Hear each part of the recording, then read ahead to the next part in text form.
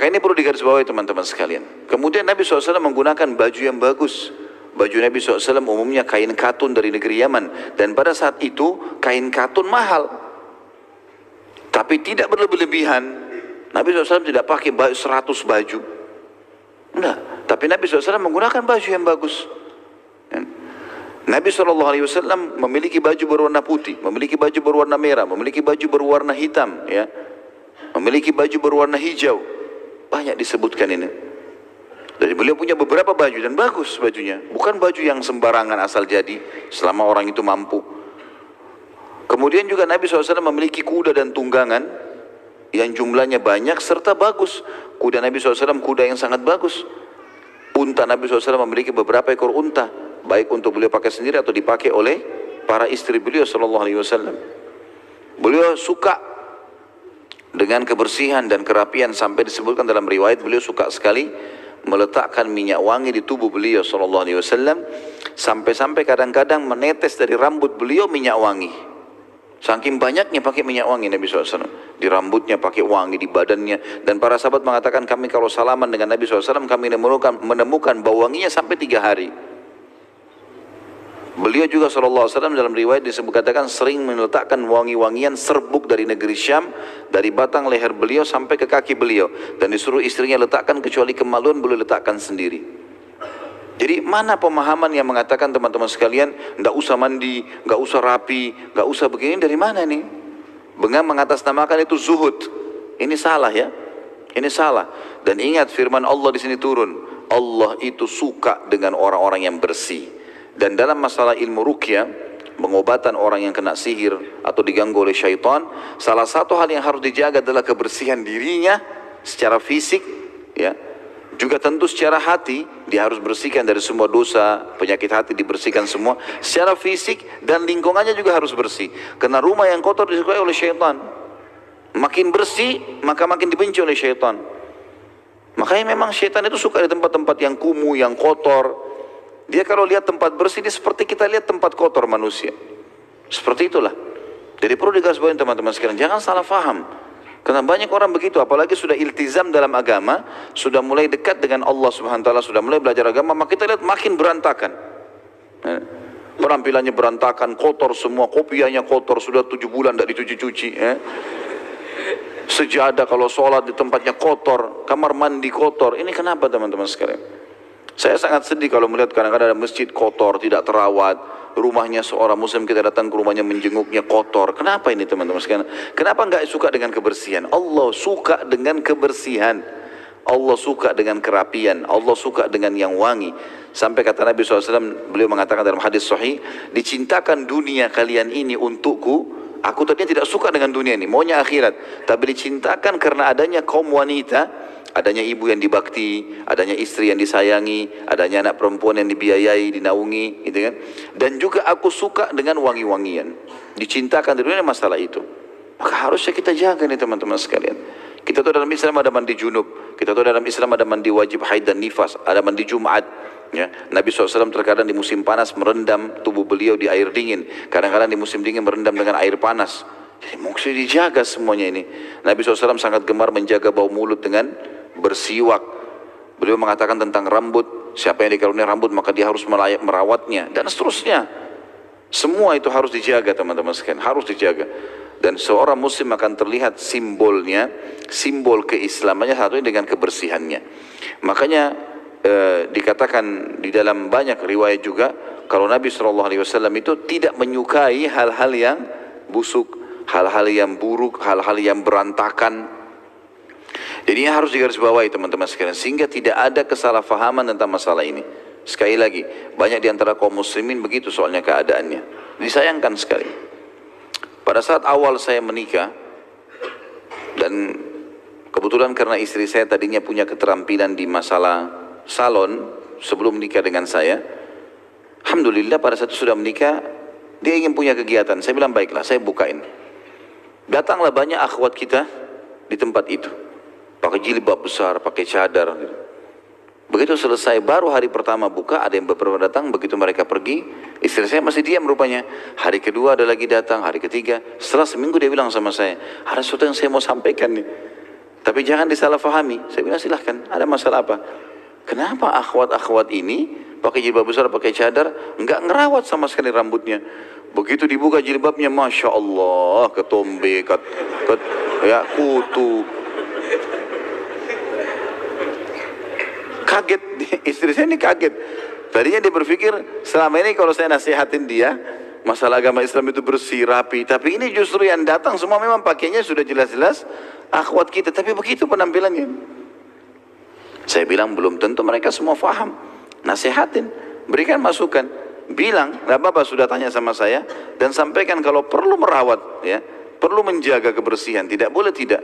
Dan kita dianjurkan, ya, kita tahu misalnya tentang sholat Jumat, kata Nabi SAW, siapa yang mandi di hari Jumat, kemudian dia maksimal dalam membersihkan tubuhnya, kemudian dia, ya, maksimal membersihkan tubuhnya. Sini ulama hadis mengatakan sekarang kalau dia pakai sabun yang wangi, dia pakai sampo yang bagus gitu kan, rapi semuanya, bersih. Kemudian juga dia menggunakan minyak rambutnya, dalam riwayat begitu ya, sehingga rapi, tersisir rapi. Artinya dia memakai wangi-wangian lah. Kemudian dia juga memakai bajunya yang terbaik, dia memakai minyak wangi yang terbaik. Kemudian dia datang ke masjid, kemudian dia mendengarkan khatib pada saat menyampaikan imam khutbah, lalu dia sholat bersama imam kecuali diampuni dosanya yang telah lalu. Jadi ada motivasi pembersihan dosa di hari Jumat dengan bersihnya badan. Baju yang bersih, badan yang wangi gitu kan. Ada hubungannya, mandi. Ini ada hubungannya semua dengan masalah ini. Jadi jangan sampai salah paham teman-teman, ya. Jadi usahakan kalau orang sholat di sebelah kita, maka dia merasa nyaman. Jangan orang sholat sebelah kita hilang semua konsentrasi. Bau mulutnya, bau ketiaknya, bau semuanya. Nah, harusnya diperbaiki gitu kan. Ingat ya, Allah suka dengan kebersihan. Ini ayat tadi turun 108 dari surah At-Taubah. Baik, pada saat itu teman-teman sekalian, Masjid Kuba dibangun masih sangat sederhana karena dari tanah liat, dan sahabat semuanya partisipasi dalam membangunnya. Pada saat selesai, Nabi SAW sempat berada di wilayah Kuba selama 4 hari. Maaf, tadi saya keliru dengan 3 hari. Senin sampai Kamis. Pada hari Jumatnya, hari kelima, Nabi SAW berangkat menuju ke pusat kota Madinah yang ada sekarang Masjid Nabawi. Waktu itu belum ada Masjid Nabawi. Di tengah jalan, waktu sholat Jumat masuk. Dan beliau pun akhirnya sholat pada saat itu, Jumat, di satu lokasi, belum ada masjid. Di lokasi suku Salim bin Auf. Ini salah seorang sahabat namanya Salim bin Auf. Sampai sekarang penduduk Madinah masih tahu itu. Ini lokasi Salim bin Auf. Terakhir pun kemarin kami waktu masuk ke Madinah, sekitar 2-3 pekan yang lalu, ya, itu sempat diingatkan lagi oleh teman-teman asli Madinah. Ini masih ingat Khalid, ini tempatnya Salim bin Auf. Jadi ini dulu Nabi SAW pertama kali sholat Jumat di sini. Dan waktu itu teman-teman, karena belum ada masjid, maka Jumat dilakukan di lapangan, di tempat luas. Dan dari sini juga sebuah hukum, sebagian besar ulama mengatakan bolehnya sholat Jumat walaupun bukan di masjid, di pelataran kantor, ya, di tempat-tempat umum. Jumat datang boleh didirikan di gedung. Kalau kita sekarang, ya, semua ini sudah menjadi umum pendapat ulama. Dan Nabi SAW waktu itu berkhutbah dan mengimami sholat Jumat. Dan inilah Jumat pertama dikerjakan di Madinah oleh Nabi SAW, dan juga khutbah pertama dikerjakan. Sebelum Nabi SAW datang teman-teman sekalian ke Madinah, ada seorang sahabat Nabi bernama As'ad ibn Zurarah. Hafal nama orang ini, As'ad ibn Zurarah radhiyallahu anhu. Ini salah satu pimpinan orang Ansar, orang Madinah. Beliau sudah dengar dari Mus'ab radhiyallahu anhu majma'in kalau Jumat sudah wajib. Masih di fase Mekah itu sudah wajib, gitu kan? Perintah 5 waktu sholat diikuti dengan perintah Jumat. Maka muslimin kerjakan semampunya. Di Madinah, As'ad bin Zurarah ingin mengerjakan Jumat. Belum ada masjid. Masjid dibangun pertama kali setelah Nabi SAW hijrah. Maka beliau membuka rumahnya dan memberikan kesempatan siapapun yang mau Jumat di antara muslimin datang. Dan terkumpul di rumah beliau 39 orang dari sahabat, 40 orang sama dia, sama As'ad ibn Zurarah radhiyallahu anhu. Maka dari sini sebagian ulama menganggap bahwasanya syarat Jumat itu adalah 40 orang. Padahal sebenarnya waktu itu kebetulan terkumpul yang mau sholat 40 orang. Harus difahami ini teman-teman sekalian. Makanya pendapat yang paling kuat bukan 40 orang sebenarnya, tapi Jumat berlaku seperti berlakunya sholat wajib 5 waktu. Ada imam, ada makmum, sudah boleh sholat. Sudah boleh sholat itu. Dan masuk dalam masalah Jumat. Pada ada seseorang menanyakan kepada saya, tapi memang mereka di negara non-muslim, yang waktu itu di Jepang. Saya diundang sana Ramadan ceramah di Tokyo, kemudian ada orang yang datang kepada saya bertanya. Dia bilang, Ustaz, kami di perusahaan ini cuma 2 orang muslim. Saya sama teman saya. Jumat bagaimana caranya? Kalau sholat 5 waktu kami masih sholat. Kadang-kadang kami masing-masing sholat. Tapi sholat Jumat gimana? Saya bilang kalaupun saya sholat 5 waktu harus usahakan berjamaah. Dan sholat 5 waktu kalaupun ada akad kerja nggak bisa ditinggalkan, wajib seorang muslim patuhi akadnya. Maka jangan ketinggalan sholat wajib. Sholat wajib nggak bisa.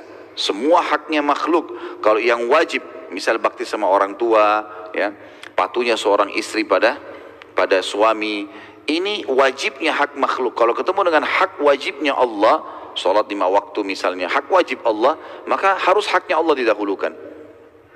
Kalau ketemu antara hak Allah sunnah dengan hak wajibnya makhluk, misal kita lagi sholat sunnah, ibu kita manggil, batalin sholat sunnahnya. Karena hukum Allah, hak Allah sunnah ketemu dengan hak wajibnya makhluk. Ini pun Allah yang tentukan hak wajibnya, ya. Maka kita dahulukan haknya orang tua kita, karena wajib menjawab panggilannya dia. Kita lagi sholat sunnah, gitu kan. Tapi di sini kalau ketemu sholat wajib, hak wajibnya Allah dengan panggilan orang tua, nggak boleh, harus tetap sholat, nggak boleh kita batalin, karena hak wajibnya Allah di sini. Ini perlu digarisbawahi, ya. Di sini teman-teman sekalian,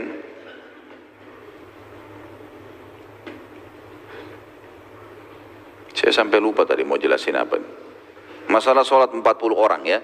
Jadi teman yang di Jepang ini bilang, saya bilang sholat wajib harus dikerjakan. Jumat pun begitu. Dan cukup antum berdua sholat. Waktu sholat yang dibutuhkan hanya 5 menit. Ya, kalau sholatnya, ya. Jadi sholat sunnah nggak usah dikerjakan. Kalau memang ada akad antara kita dengan perusahaan, harus on time masuk jam 1 misalnya. Kita hanya punya waktu durasi 10 menit. Digunakan itu saja. Gimana caranya? Baik, saya ajarkan caranya. Tinggal salah satunya azan, kemudian yang satu menjadi khatib, dan khatib ini boleh dalam waktu yang ringkas misalnya, maka sesuai dengan sabda Nabi SAW, ya, termasuk kebijaksanaan dan pemahaman agama seseorang kalau khutbahnya pendek, sholatnya panjang. Maka khutbah di sini kata para ulama boleh dengan 1 ayat dijelaskan. Misal baca ayat dengan terjemahannya. Karena mereka berada di satu perusahaan dan negara orang kafir nggak bisa sholat. Itu solusinya.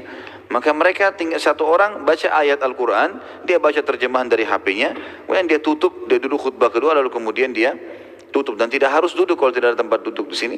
Dia kemudian berhenti sejenak, lalu kemudian dia khutbah yang kedua dengan doa, lalu dia tutup, lalu kemudian iqamah sholat berdua. Ini pendapat, ya. Ada pendapat tadi yang mengatakan berpegang pada 40 orang, maka kalau kurang dari 40 orang tidak ada Jumat. Allahu alam. Tapi yang saya lihat adalah pendapat yang rajih, yang kuat, Jumat tetap berlaku. Karena dia sama dengan hukumnya sholat duhur. Sholat berjamaah 2 orang. Pada saat itu Nabi SAW setelah selesai sholat Jumat, sudah bubar, ya. Beliau masuk menuju ke kota Madinah, lebih dalam lagi. Tentu antara Masjid Kuba sama Masjid Nabawi sekarang jaraknya kurang lebih 7 km. Kurang lebih 7 km jaraknya. Jadi di antara perjalanan itu adalah ada suku Salim bin Auf tadi. Nabi SAW sholat Jumat di situ. Tidak jauh dari Kuba. Pada saat Nabi SAW mulai memasuki pusat kota Madinah dan masyarakat Madinah sudah mengetahui itu, mereka kembali lagi ingin menarik kekangan unta Nabi SAW. Maka beliau mengucapkan kalimat yang masyhur, da'ha fa innaha ma'murah. Tinggalkan saja unta ini, jangan ada yang tarik tali kekangannya. Dia mendapatkan perintah dari Allah langsung. Dia tahu dia akan berhenti di mana. Karena mereka semua pada berebut. Ya, mereka terus berebut. Mereka mengatakan, ya Rasulullah di rumah kami, ya Rasulullah di rumah kami, ya Rasulullah di suku kami. Kami akan membela anda, kami akan memberikan anda ikram, memuliakan anda. Segala kebutuhan kami penuhi. Terus saja suku demi suku saling menarik ini. Tapi Nabi SAW mengatakan, da'ha fa innaha ma'mura. Tinggalkan unta ini, jangan ada yang tarik. Karena dia dapat perintah dari Allah. Dia tahu di mana dia akan berhenti. Akhirnya, saat tiba di wilayah suku Najjar, Dan suku Najjar adalah suku dari keluarga ibu Nabi SAW. Ya, karena Aminah dari Madinah, kan? Asalnya dari Madinah, banyak keluarganya di Madinah. Makanya waktu sebelum meninggal, beliau sempat mengajak Nabi SAW ke Madinah, kemudian kembali dari Madinah mengunjungi suku Najjar ini, suku daripada keluarganya.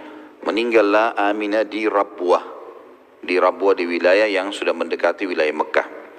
Yang jelas Nabi SAW waktu itu pas tiba di suku Najjar, unta Nabi SAW duduk, tiba-tiba duduk di situ. Maka Nabi SAW turun. Lalu Nabi SAW tanya, ini tanah sekarang yang unta saya duduk ini tanahnya siapa?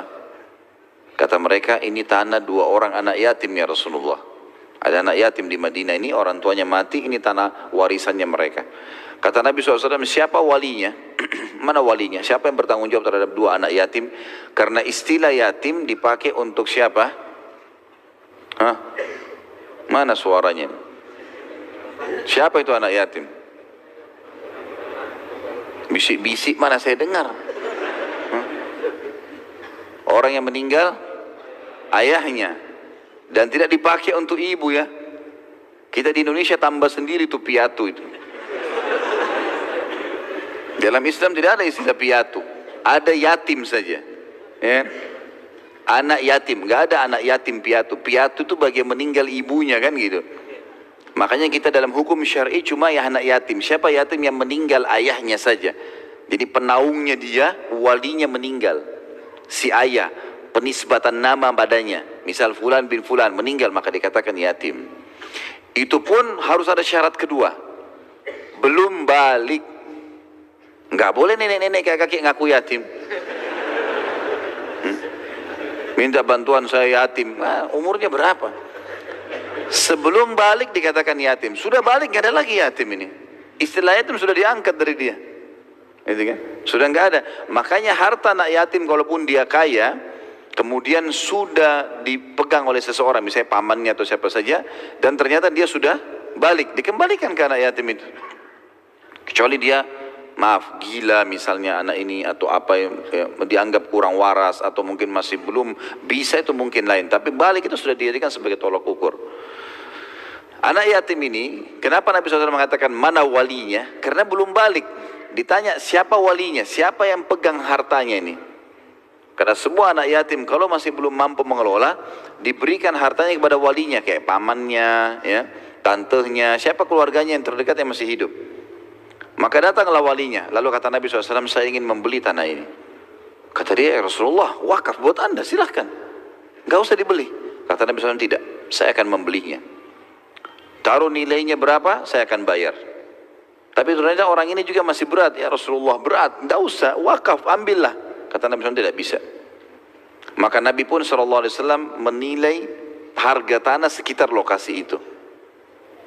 Ditemukanlah nilai tertentu, lalu Nabi SAW menebusnya maksud saya, bayar. Tanah tersebut adalah pilihan Allah yang maha suci dan maha tinggi, dan inilah tanah terberkah setelah wilayah haram Mekah. Tadi itu di suku Najjar. Setelah itu Nabi SAW langsung memproses untuk membangun Masjid Nabawi. Langsung, jadi belum istirahat. Ya. Pada siang itu juga, kan siang bolong setelah saya sholat Jumat, gitu kan. Tiba di wilayah itu, langsung Nabi SAW membangun Masjid Nabawi. Dan beliau mengatakan pembangunan masjid. Semua sahabat langsung bereaksi. Dan waktu itu sederhana sekali ya. Tanah liat diambil, dibuat cetakan, kemudian ditaruh air, dicampur dengan air. Setelah itu mereka biarkan kering, sudah jadi batu, sudah jadi tanah, ya, tanah cetakan. Atau kadang-kadang mereka mengambil batu-batu yang mereka masukkan ke dalam tanah liat yang dibasahin dengan air, dibiarkan kering. Setelah kering baru kemudian ditaruh menjadi tembok. Kadang-kadang juga cara pembangunan pada saat itu, mereka mengambil langsung tanah liat yang mereka basahkan dengan air, disiram dengan air, langsung ditempelin pakai tangan saja.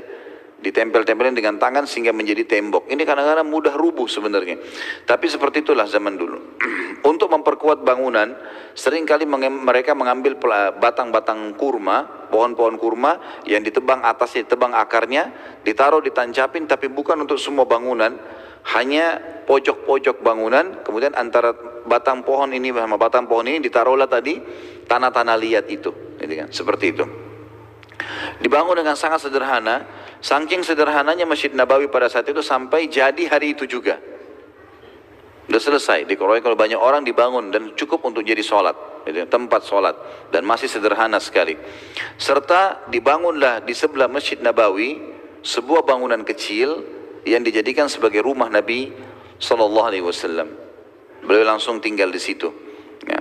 Sebagian ulama mengatakan hikmahnya yang sangat baik adalah kalau seorang pemimpin itu tinggal di dekat rumahnya masjid, dan dia selalu bangun masjid dan rumahnya di sebelah masjid, sehingga dia bisa selalu hadir di masjid jadi imam di waktu sholat gitu. Karena memang idealnya pemimpin dalam Islam harus bisa menjadi imam, harus bisa menjadi imam, tolok ukurnya itu kan. Makanya Nabi SAW mewasiatkan Abu Bakar untuk jadi imam pada saat beliau meninggal. Begitu pula beliau menjadi imam sampai meninggal Abu Bakar radhiyallahu anhu, kemudian Umar juga begitu, Utsman, Ali, dan keempat khulafaur rasyidin radhiyallahu anhum ajma'in adalah pemimpin yang harus kita contohi sebagaimana sunnah Nabi SAW. Alaikum bisunnati wa sunnatul khulafaur rasyidin mahdiyina min ba'di. Berpegang pada sunnahku dan juga khulafaur rasyidin setelahku, Abu Bakar, Umar, Utsman, Ali radhiyallahu anhum ajma'in. Baik.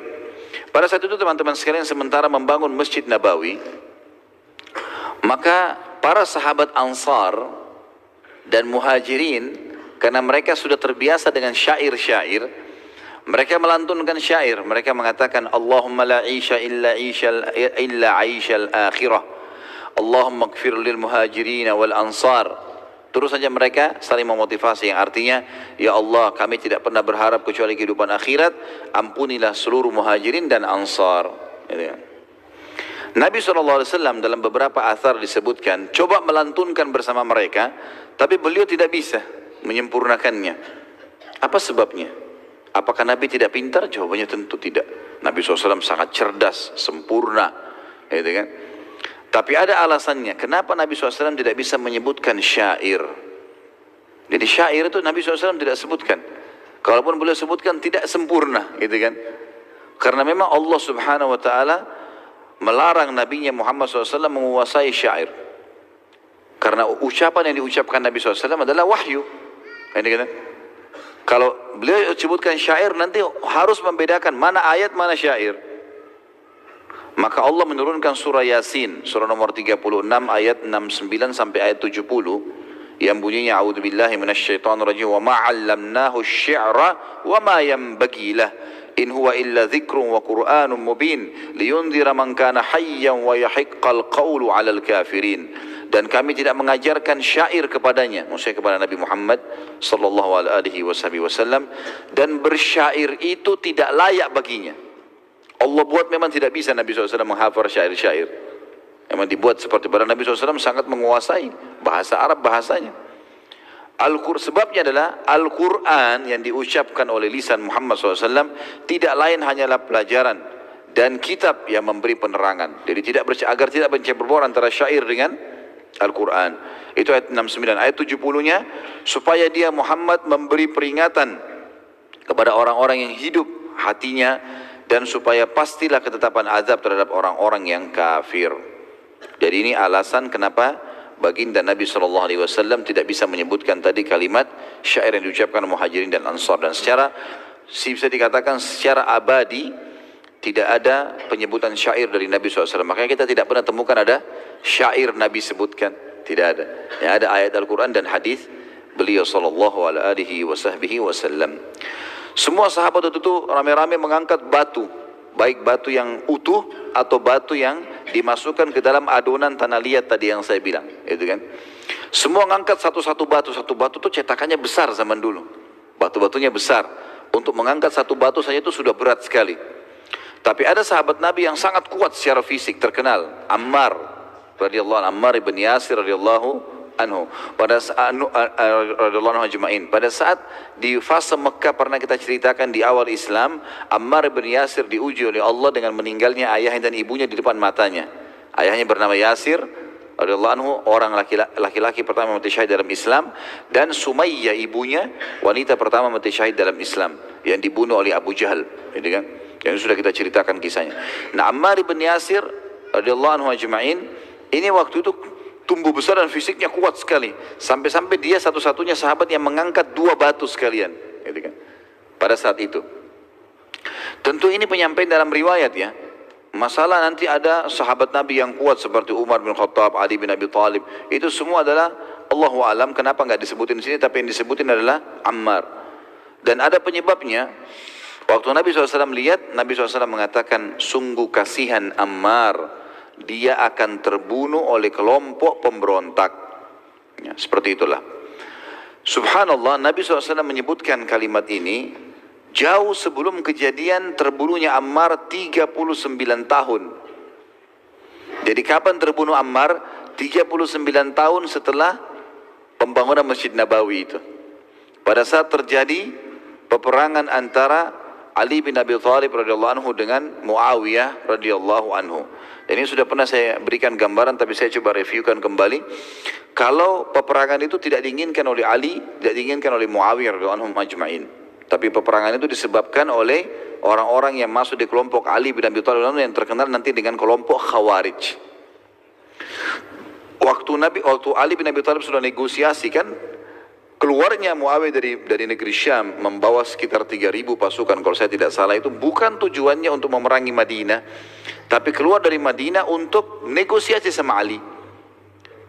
Muawiyah adalah sepupunya Utsman bin Affan, ibu sama ibu bersaudara. Maka yang menunjuk juga Muawiyah jadi gubernur di negeri Syam adalah Utsman bin Affan. Utsman bin Affan mati terbunuh. Maka kata Muawiyah, tangkap dulu pembunuhnya, sepupuku itu. Ini khalifah, dibunuh oleh orang, gimana caranya? Baru kita pilih khalifah. Kata Ali, nggak bisa, harus ada khalifah dulu. Baru kita bisa tangkap, pemerintah ada, baru kita bisa tangkap pembunuhnya, gitu kan? Nah, ketemu untuk negosiasi sebenarnya ini. Tapi rupanya pada saat mereka mau bubar, sudah mau negosiasi, Muawiyah sudah setuju dengan khilafahnya Ali, tapi dengan syarat tangkap pembunuhnya Utsman, gitu kan? Ali bin Abi Thalib juga setuju dengan itu. Rupanya kelompok Khawarij ini ada yang berbagi dua, satu ke kelompoknya Muawiyah, satu kelompoknya Ali. Lalu ini lempar panah api, itu lempar panah api. Lalu ini teriak, kelompoknya Muawiyah berkhianat. Di sana teriak, kelompoknya Ali berkhianat. Peranglah malam itu. Pada peperangan tidak diingat, ini fitnah, gitu kan? Yang terjadi antara kaum muslimin, dan ini banyak orang salah faham. Dianggap Muawiyah sengaja mau perangi Ali. Lah, mustahil itu. Terbukti pada saat selesai peperangan pun Muawiyah mengatakan, hai Ali, saya harus pulang ke negeri Syam, ini fitnah. Waktu dia mau pulang, orang-orang Khawarij ini mengatakan, hai Ali, kenapa kau biarkan Muawiyah pergi?